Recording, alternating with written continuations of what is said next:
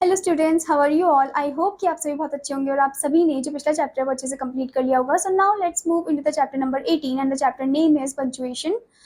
So the part A in this one is, remember first one, the first word in a sentence begin with a capital letter. जो पहला word होता है sentence में वो हमेशा capital letter से ही start होता है. Next one, we always write the word I in capital. हम हमेशा I letter को capital में ही लिखते हैं.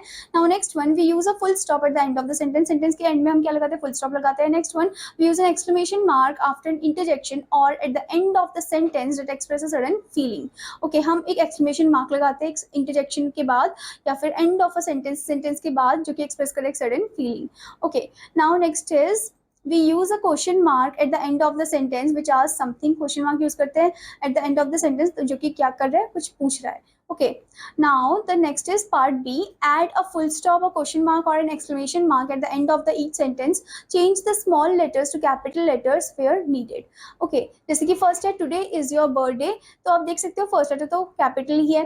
ठीक है, आपको बस क्या करना है, end में क्या लगाना है, फुल स्टॉप लगाना है क्योंकि एक स्टेटमेंट है ये. Okay, next is how old are you. यहाँ पर क्वेश्चन पूछा गया है तो आप यहाँ पर क्वेश्चन मार्क लगाओगे. तो ऐसे आपको सेंटेंस को ध्यान से पढ़ना है और आपको क्या पुट करना है, फुल स्टॉप, क्वेश्चन मार्क या फिर एक्सक्लेमेशन मार्क पुट करना है.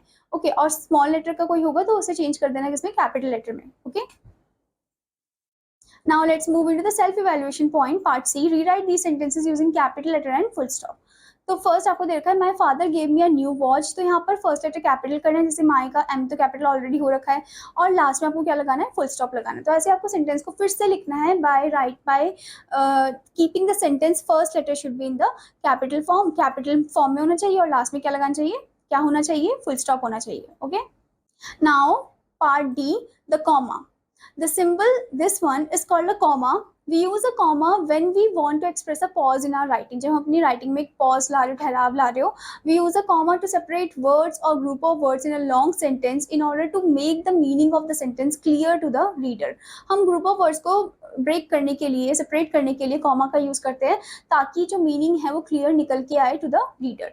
Okay, we use a comma to separate things presented in a list. एक लिस्ट में जो चीजें प्रेजेंट होती है उसे हम कॉमा से ही सेपरेट करते हैं. ओके, एग्जांपल्स आपको दे रखा है. Example 1, we went to the market and bought some fruits, comma vegetables, comma fruit, comma flowers, comma chocolates and eggs. तो आपने देखा ही कैसे कॉमा सेपरेट करे हर एक चीज को. Now next is point number 2, I ate toast, comma omelette, comma fruits and bread for breakfast. Okay, तो आप देख सकते हो यहाँ पर कॉमा का कैसा यूज हो रखा है. Okay, now when we address someone directly, जब हम किसी को डायरेक्टली एड्रेस करते हैं तब भी हम कॉमा का यूज करते हैं. जैसे कि आपको एग्जांपल दे रखा है यहाँ पर. Example number 1, Anuj please come here. Okay, Anuj के बाद क्या लगेगा यहाँ पर स्टूडेंट्स, कॉमा लगेगा. यहाँ पर नहीं लगा, आपको लगाना है comma. Okay, next one, point number 2, will you help me, comma Pooja. Okay, तो यहाँ पर किसी को एड्रेस करने के लिए हम क्या कर रहे हैं, कॉमा का यूज कर रहे हैं. Now before going further, there is a point, did you know, do not use a comma if the words are joined by and. कभी भी कॉमा का यूज हमें नहीं करना अगर कोई वर्ड्स हम किससे ज्वाइन कर रहे हो, and से ज्वाइन कर रहे हो. Okay, now part F, look at the sentences given below, the commas are missing. यहाँ पर कॉमा मिसिंग है. rewrite and punctuate the sentence correctly.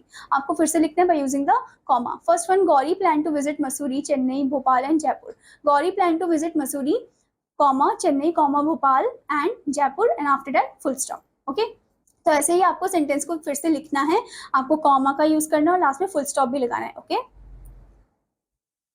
now the next is part G, the apostrophe. The symbol, this one is called an apostrophe. Apostrophe are position at the top after the last letter in a word or between the two letter, मतलब letter के last में लगता है या फिर दो letter के बीच में लगता है. commas are position beside a word. okay, comma तो एक पोजीशन होते हैं जो कि बिसाइड अ वर्ड होते हैं. Okay, now in this one, point number 1 is we use an apostrophe plus s with singular noun. Singular noun के साथ हम अपॉस्ट्रोफी एस लगाते हैं. जैसे for example whiskers of a lion, तो ये क्या हो जाएगा, लाइन्स विस्कर, लाइन के बाद अपॉस्ट्रोफी एस लगा. Okay, tail of a dog, ये क्या हो जाएगा, डॉग्स टेल, डॉग के बाद अपॉस्ट्रोफी एस लगा. Okay, we do not use the apostrophe to show position for things. हम पोजीशन फॉर थिंग्स के लिए हम अपॉस्ट्रोफी नहीं लगाते. जैसे कि द टेबल्स लेग, ये गलत होगा. लेग ऑफ द टेबल हम बोलेंगे इसके लिए, legs of the table. Okay, I hope student that you understood this chapter. और आपका होमवर्क है कि आपको इसकी फॉलोइंग एक्सरसाइज पार्ट को कंप्लीट करना है. Now I'm going to meet you in another class. Till then students, bye bye.